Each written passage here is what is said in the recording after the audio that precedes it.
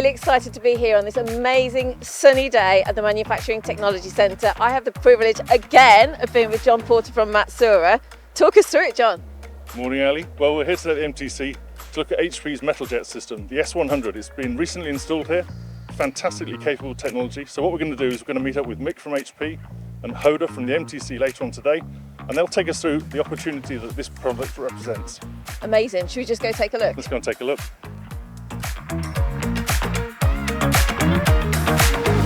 Hi, I'm Mick Goodwin. I'm a commercial account manager for HP, looking after customers and business in North Europe. So unfortunately, at the time of this conversation, we're going through another global crisis with our Hormuz Strait. Lots of companies are looking at reshoring. It's no longer a buzzword, so to speak. It's like a fundamental to the future of people's businesses. And a lot of people have looked at traditional manufacturing methods and seen the same reasons why they offshored 20, 30 years ago. They're even more prominent today. So luckily today though, we have alternative options like digital manufacturing, becoming industrialized and like scalable. So it's no longer a prototyping tool basically. So I'm sure companies in the past have looked at additive and they've had benefits from it for prototyping development, but they've never been able to unlock it for serial production mostly because of the cost. So it's often that an engineer has a really cool design, but can't make it at a cost that's required by their business. This is where the Metal Jet comes in now. It offers that lower cost and greater flexibility as well. Most customers, the main thing they love about it is the flexibility at that high volume scale.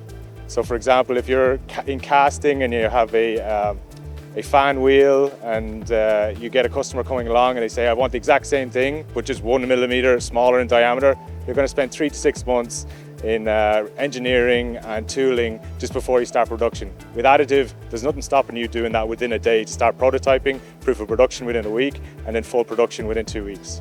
The highlight of this platform is just the scalability and productivity. Just in this area alone, you could print, if you had a 100-gram part, stainless steel part, you could produce around 50,000 of those a year. So it is a really high throughput process. When people look at it, they might think it's additive, it's probably low volume, but it's not at all. It's 2,000 cubic centimeters an hour, printing out tens of thousands of parts a year.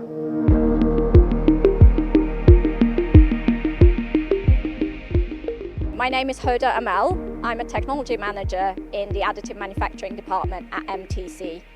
I think people should come to MTC because we are the National Centre for Additive Manufacturing. We also have this amazing facility with all the elements of technology that people can access in a safe environment, risk-free, to actually de-risk the technology for themselves so they can then take that technology and we are there to hold their hand in their uptake and in their industrialization of the technology. We decided to include the HP S100 in our facility because we want to have access to the state of the art. This is the first machine in the UK of the kind.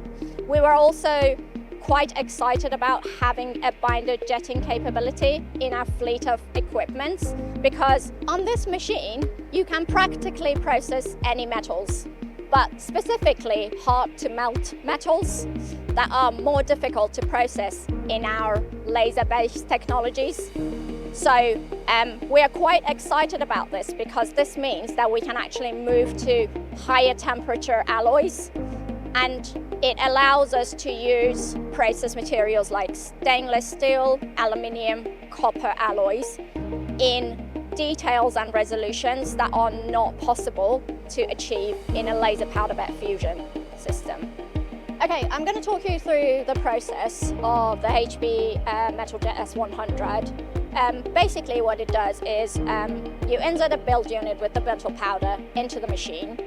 It builds the part layer by layer by printing a binder onto each layer of the metal. You then remove the build powder after the build is complete, put it into a curing station. That creates a solid part that you can actually handle and take out of the powder bed.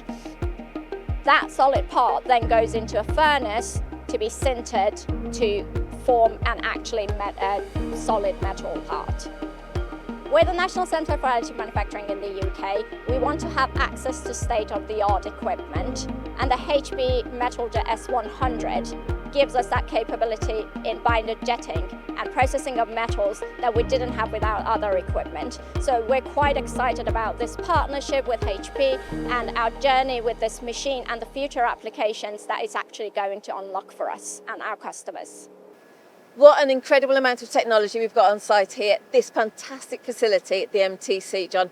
What a brilliant day we've had as well. It's been a wonderful day, and I'm sure we've provided a lot of insights into the HP S100, but people may have some more questions.